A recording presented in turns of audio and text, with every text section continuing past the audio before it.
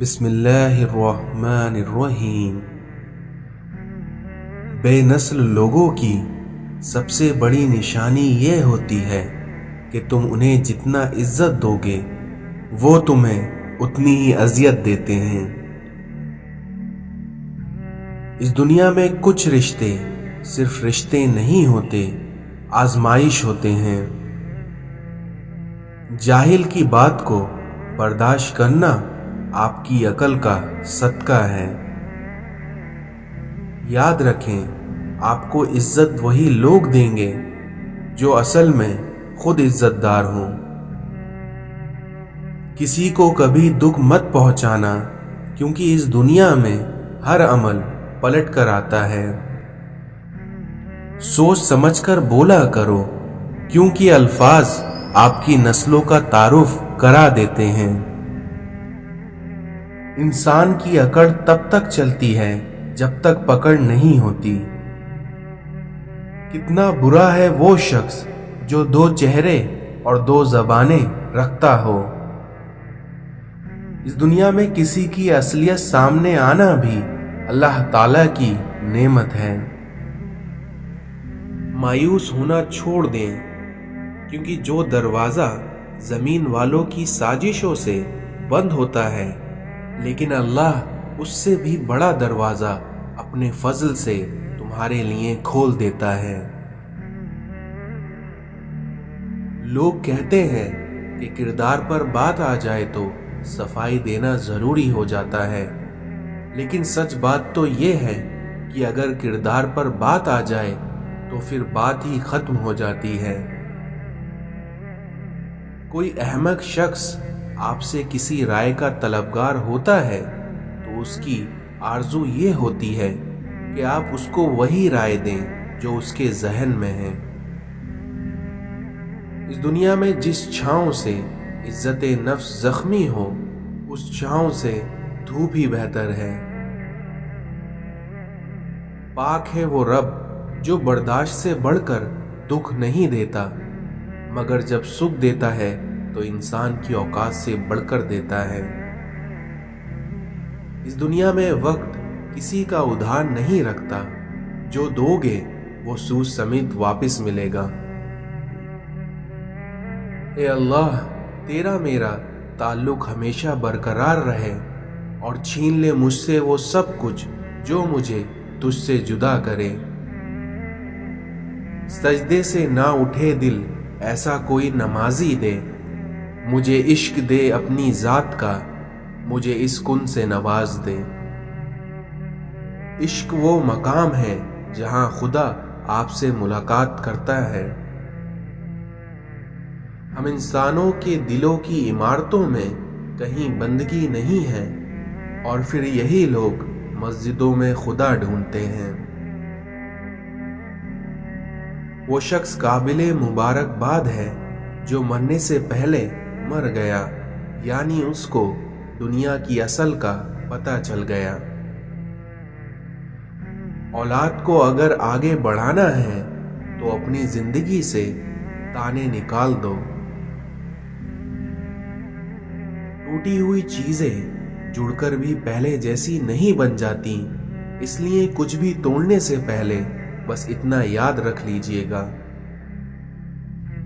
تنقید سے پہلے تحقیق، الزام سے پہلے ثبوت اور اختلاف سے پہلے دلیل رکھنا اعلیٰ ظرف کی علامت ہے۔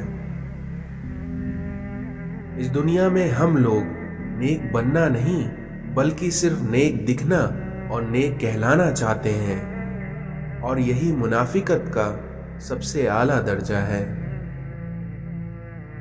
خود کو سب سے بہتر سمجھ لینا یہ ایک ایسی بیماری ہے جو انسان کو کسی قابل نہیں چھوڑتی۔ غلط کو غلط کھل کر کہیں، کیونکہ تاریخ ٹکرانے والوں کی لکھی جاتی ہے، تلوے چاٹنے والوں کی نہیں۔ اس دنیا میں کچھ لوگ زہر اگلنے کے بعد بھی کہتے ہیں کہ میرا مطلب تمہیں تکلیف پہنچانے کا نہیں تھا۔ اگر کوئی بلا وجہ آپ کا دشمن بن جائے تو مان لیجئے آپ میں کچھ خاص ہے جو کہ سامنے والا حسد کا شکار ہے۔ اس دنیا میں اپنی بے سکونی کو ختم کرنے کے کچھ طریقے: پہلا، اللہ سے رابطہ مضبوط کریے۔ دوسرا، روز صبح فجر کی نماز پڑھیے۔ تیسرا، اپنوں کے ساتھ وقت گزاریے۔ اس دنیا میں اپنی خامیوں کا احساس ہی انسان کو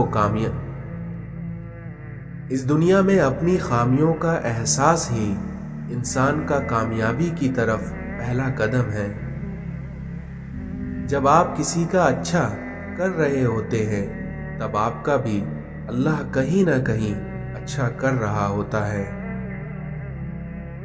نماز اور قرآن سے تعلق بنا لیجئے، کیونکہ جوانی بار بار نہیں ملا کرتی۔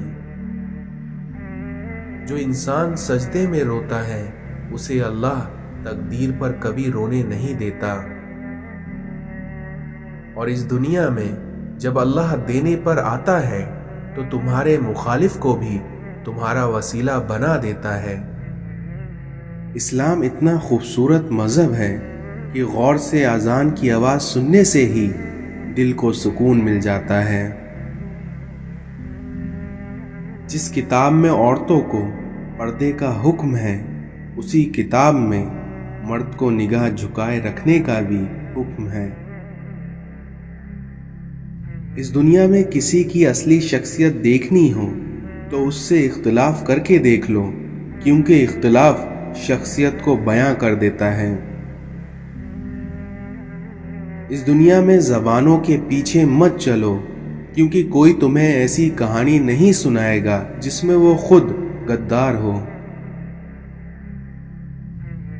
اس دنیا میں ایک نسل کی گئی جہالت دوسری نسل کی روایت بن جاتی ہے، اور وہیں تیسری نسل کا عقیدہ بن جاتی ہے۔